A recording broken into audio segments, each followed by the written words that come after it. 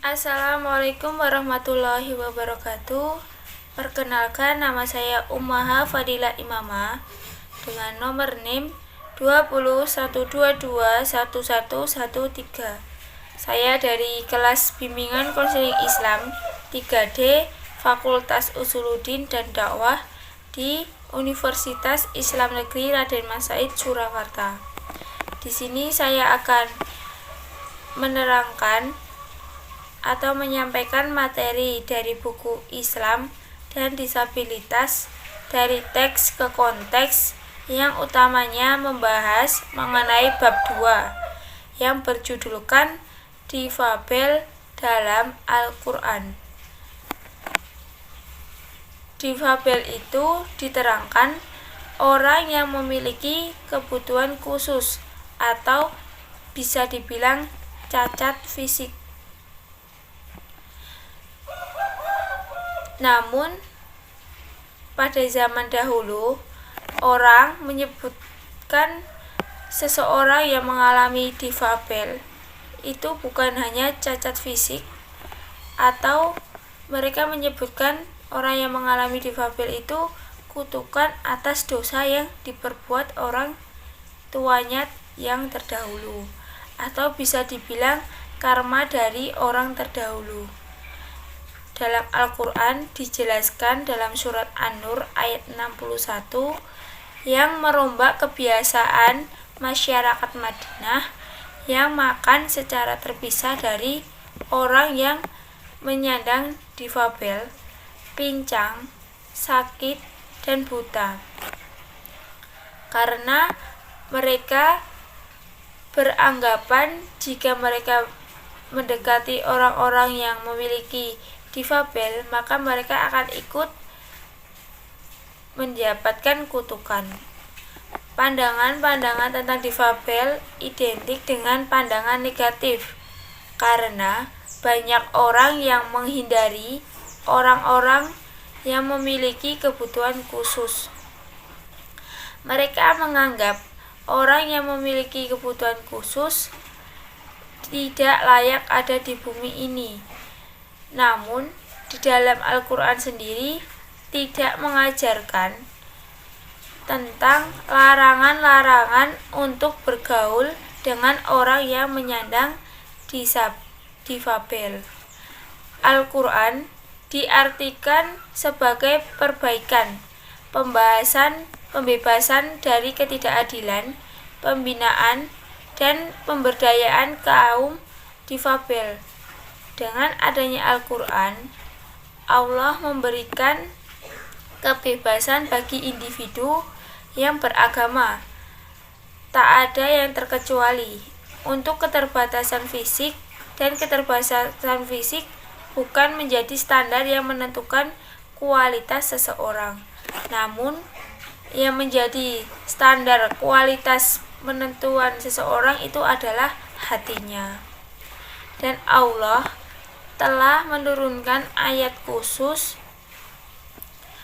untuk orang-orang yang mengalami keterbatasan atau difabel dalam ibadahnya, seperti salat.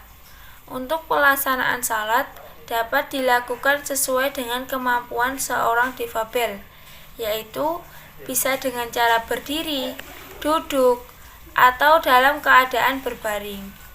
Rasulullah SAW juga menganjurkan untuk mempercepat bacaan sholat karena pertimbangan makmum yang difabel.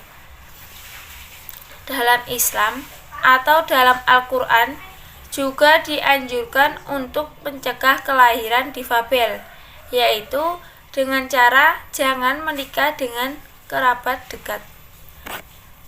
Karena sesuai dengan ilmu kedokteran, jika kita menikah dengan kerabat dekat yang masih satu darah, maka bisa mengakibatkan lahirnya bayi itu dalam keadaan cacat fisik. Dalam Islam, Seseorang yang dianggap difabel tidak diizinkan untuk tidak beribadah, karena dalam Al-Quran sendiri Allah telah menurunkan ayat keringanan dalam beribadah untuk orang-orang yang disabilitas. Maka dari itu, beribadah bagi orang yang difabel hukumnya wajib, sama seperti orang-orang biasa.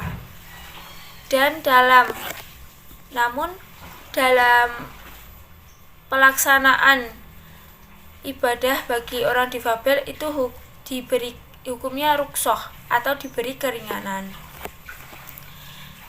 Dan juga dijelaskan dalam Al-Quran, janganlah kamu mengucilkan orang-orang yang disabilitas, anggaplah mereka seperti saudaramu.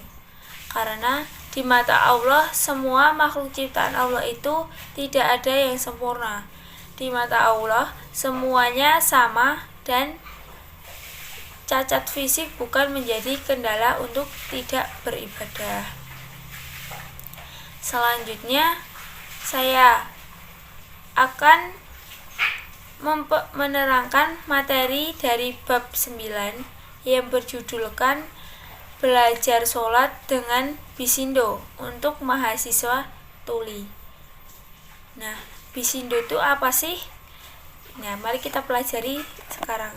Seperti yang kita tahu bahwa sholat merupakan hal wajib yang dilaksanakan bagi seluruh umat Islam.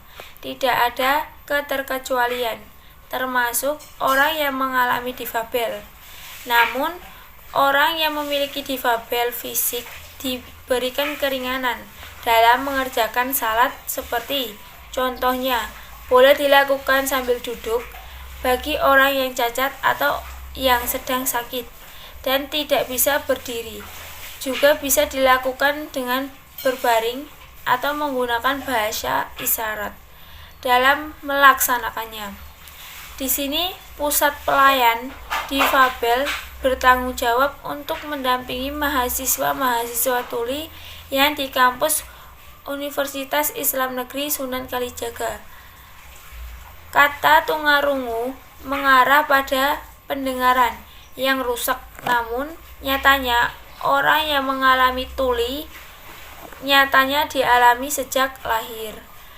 Bahasa yang digunakan untuk orang tuli dalam kehidupan sehari-hari yaitu Bisindo. Bisindo sendiri berbeda dengan bahasa Indonesia pada umumnya. Menurut Dr. Syafiq Ali, orang tuli itu boleh melaksanakan salat dengan cara memikirkan arti dan bacaan salat dengan menggunakan bahasa isyarat. Bacaan salat dengan menggunakan bahasa isyarat. Adanya buku ini untuk penelitian bagi orang-orang yang mengalami tuli dalam melaksanakan ibadah. Dari penelitian ini juga banyak orang yang disabilitas lancar dalam melaksanakan sholat 5 waktunya.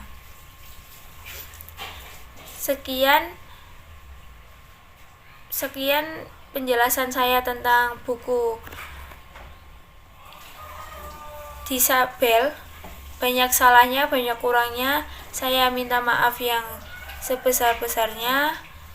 Saya akhiri, akhir wada. Wassalamualaikum warahmatullahi wabarakatuh.